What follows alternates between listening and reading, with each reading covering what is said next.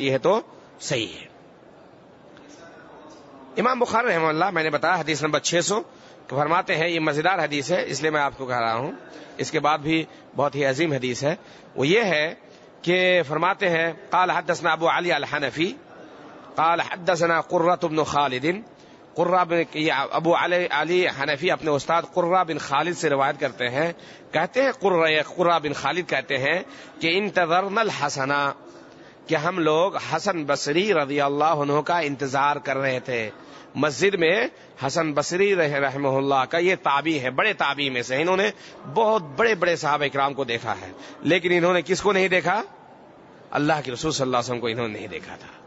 جو اللہ کے رسول صلی اللہ علیہ وسلم کو دیکھ لے ایمان کی حالت میں، اس کو کیا کہتے ہیں؟ صحابی۔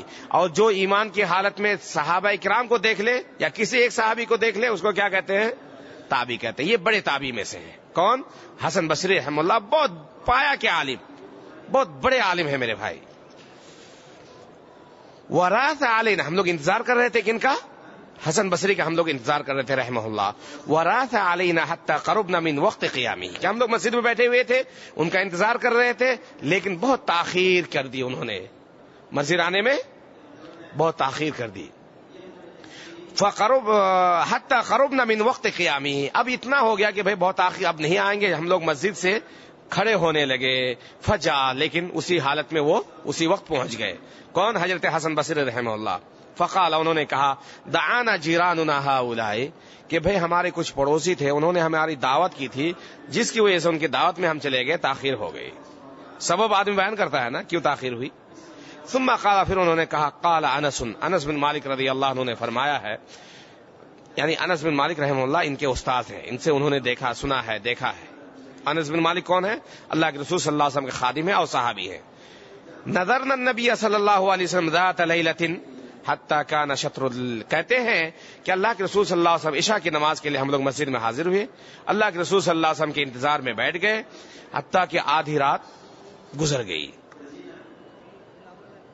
فجاء، لیکن اللہ کے رسول صلی اللہ علیہ وسلم آدھی رات کے بعد تشریف لائے۔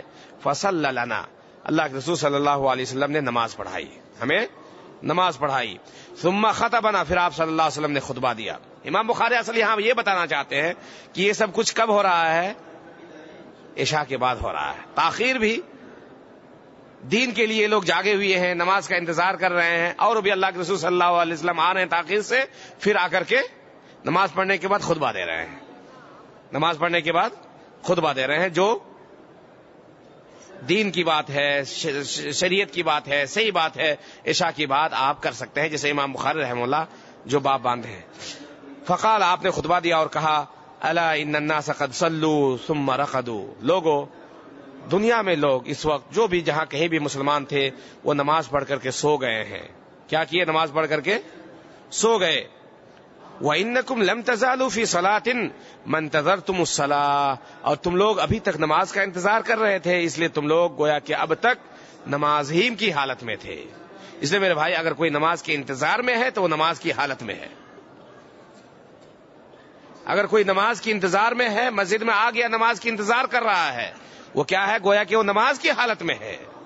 وَرَجُلٌ قَلْبُهُ مُعَلَّقٌ بِالْمَسَاجِدِ، کہ وہ لوگ جن کا دل مسجدوں میں ٹنگا رہتا ہے، کب اذان ہوتی ہے، کب جائیں گے ہم نماز پڑھنے کے لیے، کب وقت ہوگا، ایسے لوگ کیا ہوں گے میرے بھائی؟ اللہ تبارک و تعالیٰ کے عرش کے سائے کے نیچے قیامت کے دن جگہ پائے گا۔